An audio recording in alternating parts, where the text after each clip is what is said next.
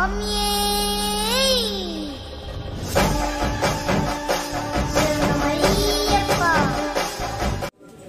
మంది మాల వేసుకుంటున్నారు, చక్కగా ఏటా వేసుకుంటున్నారు.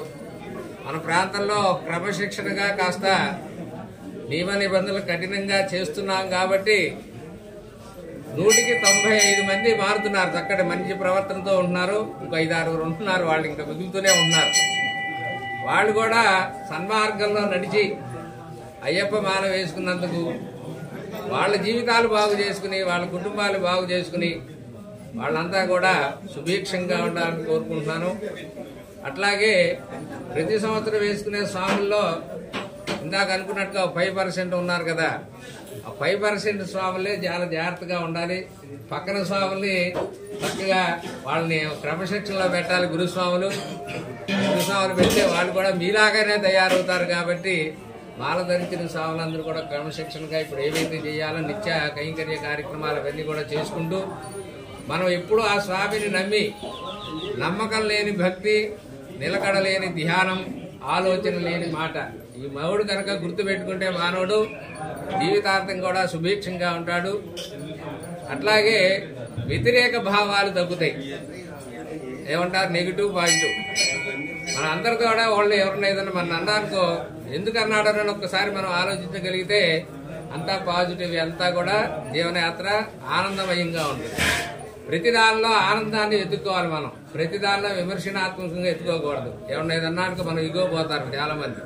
ప్రతి దానిలో ఇగో పోకూడదు. ఎందుకు, మనం అంతా కూడా ఒకళ్ళు కలిసిమెలిసి ఉండే స్థితి కలిగి ఉండాలి. మనం ప్రపంచ దేశాలన్నీ కూడా మనం అంకే చూస్తున్నాయి. ఎందుకు, మన ఆధ్యాత్మిక ధోరణి, ఆధ్యాత్మిక చేసే ప్రక్రియలు సుభిక్షంగా ఉండటానికి, శరీరాన్ని కాపాడుకుంటానికి ఉపయుక్తమైనవి మన పూర్వీకులే పూజా విధానాలు ఇవన్నీ పెట్టారు. ప్రపంచంలో ఎన్నో రకాల రోగాలు ఇప్పుడు కూడా మన ప్రాంతంలో పుట్టవు, మన భారతదేశంలో పుట్టవు.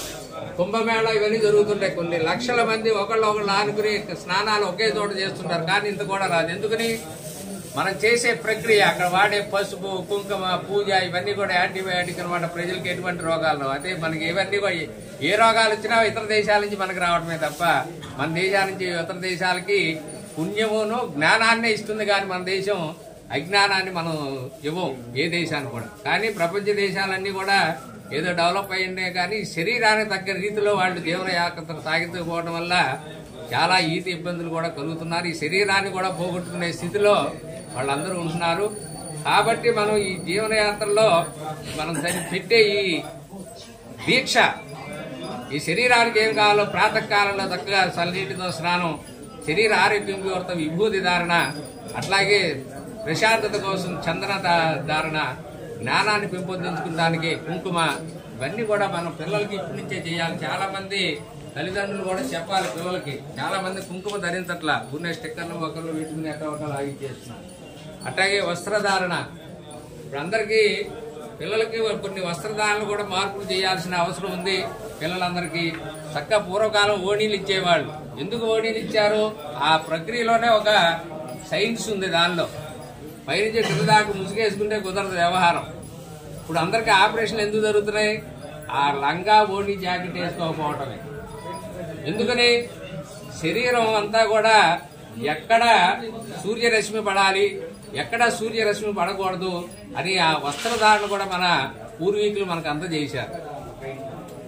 ఆడవారికి ఎట్లా ఉండాలి, మగవాళ్ళకి ఎట్లా ఉండాలి, ఆ వస్త్రధారణలో ఉన్న గొప్పతనం, సూర్యుని యొక్క శక్తి మన మీద ఎంత పడాలి, ఆ కిరణాలు ఎక్కడెక్కడ పడాలి, అట్లాగే మగవాళ్ళకి ఎంత పడితే ఎంత దృఢంగా ఉంటారు, అట్లాగే ఆడవాళ్ళకి ఓటి వేసినప్పుడు ఈ భాగం అంతా కూడా ఓపెన్గా ఉంచుతారు. దానికి సూర్యరశ్మి తగులుతుంటారు గర్భాశయానికి.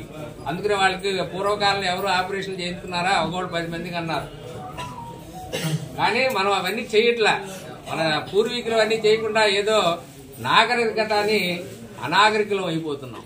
కాబట్టి మంచి సన్మార్గంలో నడవండి. పూర్వం మన చరిత్ర చదువుకోండి, చరిత్రని తిరగరాసి చక్కగా అన్ని చూసుకోండి.